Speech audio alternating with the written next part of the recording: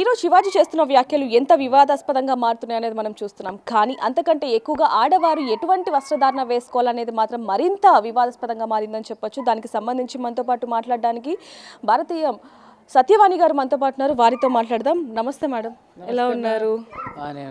చెప్పు మేడం, ఇటీవల కాలంలో వస్తున్న అనేక విమర్శలు యూట్యూబ్లో చూడొచ్చు, మనం ఇన్స్టాలో మీరు కూడా అనేక చూసి ఉంటారు.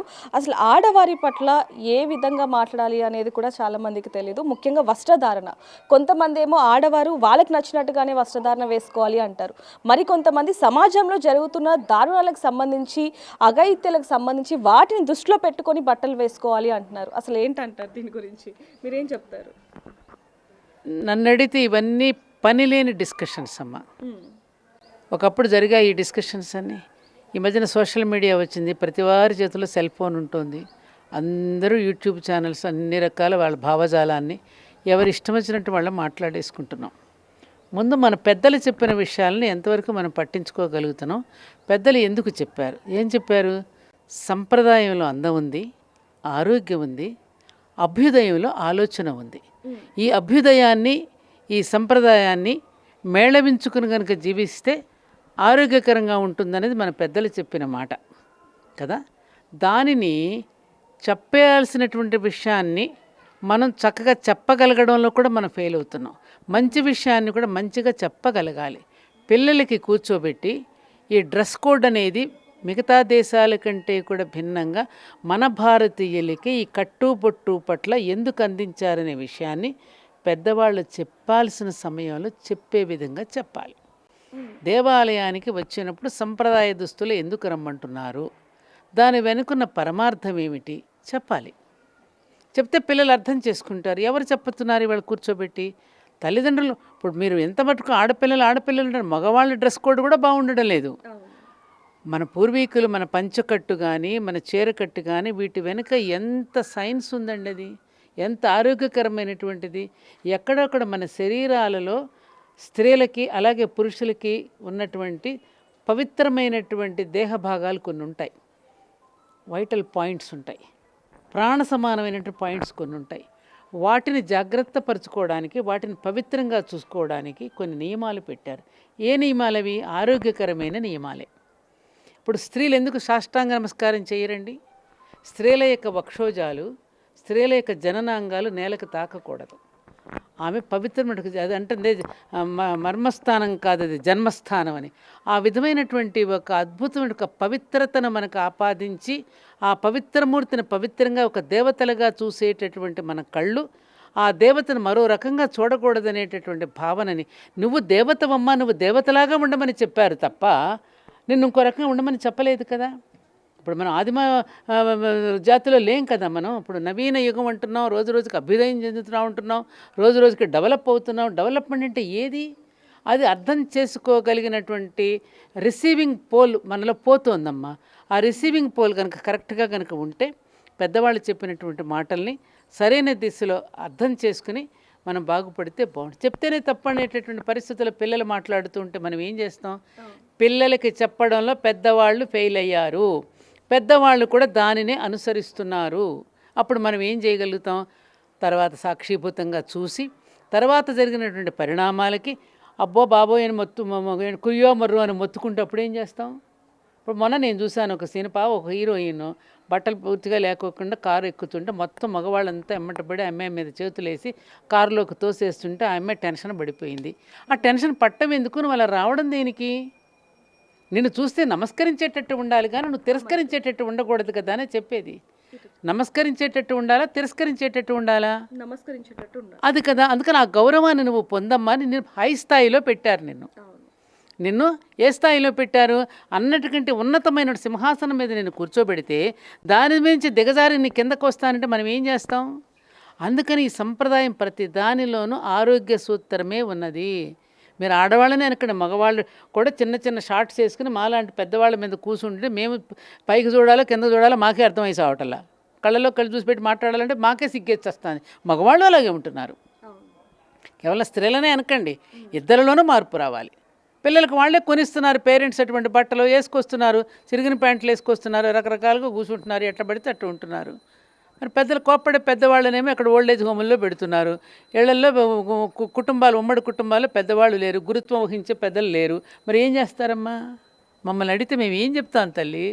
ఎంత తొందరగా వెళ్ళిపోతే అంత మంచిది అనిపిస్తుంది మా లాంటి వాళ్ళకి. కళ్ళు మూసుకుని చెవులు మూసుకుని తొందరగా మమ్మల్ని తీసుకెళ్ళిపోతే బాగుండు దేవుడా అని మొక్కుకుంటున్నాం. ఇలాంటి మాటలు ఎందుకమ్మా? మీరే ఇలాంటి మాటలు మాట్లాడితే ఎలా చెప్పండి? సనాతన ధర్మాన్ని మీరు ఎంత కాపాడుతున్నారు అనేది మేము చూస్తున్నాము. ఇక్కడ ఒకటే, సనాతన ధర్మాన్ని మనం కాపాడటం అనేది ఉండదు, సనాతన ధర్మం మనం కాపాడుతుంది. This is right point. కానీ ఈ రోజుల్లో మనం కాపాడటం కాదు, మనం ఆచరిస్తూ ఉంటే రాబోయే తరాలు అందుకుంటూ ఉంటే ఆరోగ్యకరమైన సమాజం ఏర్పడుతుంది కదా. మీరు ఆరోగ్యం కోసం పెట్టిన నియమాలే మన దగ్గర, ఆరోగ్యకరమైన నియమాలే ఉన్నాయి తప్ప నిబంధనలు ఎక్కడున్నాయి? రిస్ట్రిక్షన్స్ ఎక్కడున్నాయి? స్వేచ్ఛ ఇచ్చాం కదా అని చెప్పి ఇష్టం వచ్చినటువంటి ఎవరికి నష్టం?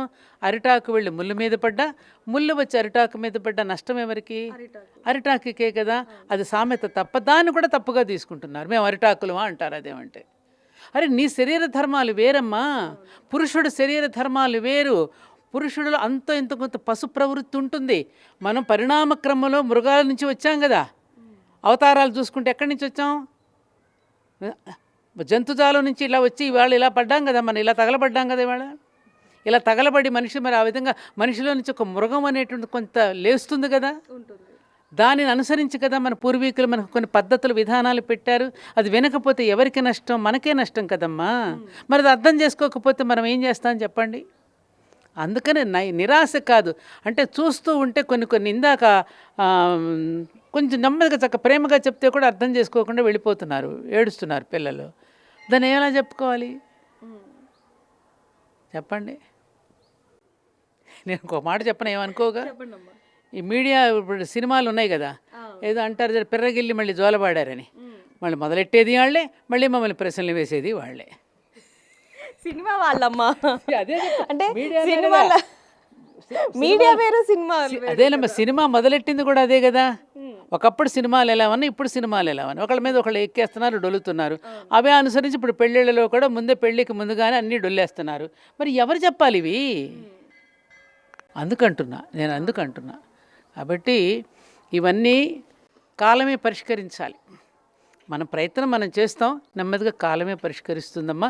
ఇప్పటికే చాలామంది తల్లిదండ్రులు పెళ్ళిళ్ళన్నీ పెటాకులు అవుతూ ఉంటే ఇప్పుడు అర్థం చేసుకుని మనం పొరపాటు పడ్డామని చెప్పి మళ్ళీ వెనక్కి తిరిగి ఆలోచించే స్థాయికి మళ్ళీ వెనక్కి వస్తున్నారు. మళ్ళీ తిరిగి సింహావలోకనం చేసుకుని వెనక్కి తిరిగి ఆలోచించి ఏ బాటనైతే మనం తప్పామో, ఏ ట్రాక్లో నుంచి మనం పడిపోయామో మళ్ళీ ఆ ట్రాక్లోకి నడవాలనేటువంటి ఆలోచన ఒకవైపు నుంచి వస్తోందమ్మా. ఆ ప్రయత్నం జరిగితే అంతా బాగానే ఉంటుంది. అంటే అమ్మ, మీ మాటలు విని ఇప్పటి వరకు ఎంతో మంది మారారు, ఎంతో మంది అభివృద్ధి చెందారు. ఏ విధంగా ఉండాలి ఆడపిల్లలు అనే వాళ్ళు కూడా చాలా మంది ఉన్నారు. ఈ విషయంలో అస్తమానం ఆడపిల్లలే ఇలా ఉండాలని అనకండి. నేను అలా అనట్లేదమ్మా, చెప్తున్నా అక్కడే వస్తుంది మనకి. ఆడపిల్లే ఇలా ఉండాలి కదా, మగపిల్లడు కూడా ఇలా ఉండాలి. ఆడవాళ్ళు ఇంత మారినప్పుడు మరి మగవాళ్ళ గురించి ఏం చెప్తారు? వాళ్ళ గురించి చెప్పండి. అదే చెప్తాను. మగవాళ్ళు కూడా మారాలి. మగపిల్లవాడికి కూడా వాడి మైండ్ సెట్ని కూడా మార్చాల్సినటువంటి అవసరం ఉన్నది. ఎంత మటుకు స్త్రీలనే అంటే వాళ్ళలో తప్పకుండా ఒక ద్వేషం వస్తుంది. ఇప్పటికే మగజాతి మీద స్త్రీలందరూ ఒక పగను పెంచుకున్నారు. ఎందుకంటే ఒకప్పుడు అణిచేశారు కదా. అణిచేసిన జాతి మళ్ళీ తిరిగి విజృంభిస్తుంది కదా. అందుకని అలా కాకుండా బ్యాలెన్స్ చేసుకుంటూ ఇరువురికి చెప్పవలసిన విషయాలు ఇరువురికి చెప్పాలి. పురుషుడు ఎలా ఉండాలో పురుషుడికి చెప్పాలి, అబ్బాయికి. అమ్మాయి ఎలా ఉండాలో అమ్మాయికి చెప్పాలి. ఇద్దరు ఒకటే కదా. అప్పుడు ఇక్కడ విభాగమే తప్ప ఇద్దరి మధ్య విభేదం లేదు కదమ్మా. ఈ విభాగాన్ని వివేకంతో అర్థం చేసుకుంటే అందరం బాగుండొచ్చు. ఏమంటావు? ఇప్పుడు మనకు పద్యాలు ఉండేసి నృసింహ శతక పద్యాలు, అన్యకాంతలడ్డంబైన కనుదోయికి అన్యకాంతలడ్డంబైన మాతృభావము చేత మరలువాడు అని మన పద్యం ఉండేది. ఎందుకుందది? సంప్రదాయ దుస్తులతో ఒక దేవతలాగా వెళితే ఆవిడకి నమస్కారం చేసి పక్కకి వెళ్ళిపోయేవారు. వాళ్ళు అలా ఉంటున్నామా మనం? అది ఎక్కడ క్వశ్చన్. కాబట్టి పెద్దవాళ్ళు మన కోసం చెప్పారనే పాజిటివ్ థింకింగ్ ఎప్పుడైతే ఉంటుందో పిల్లల్లో, అప్పుడు వాళ్ళకే మంచిది కదమ్మా. తర్వాత ఏడ్చేదానికంటే ముందే జాగ్రత్త పడటం మంచిది కదా, ప్రికాషన్ కదా. మందు తీసుకునే ముందు అసలు ముందే జాగ్రత్తగా అసలు మందులు అవసరమే ఉండదుగా. For more videos like this, subscribe Big TV channel.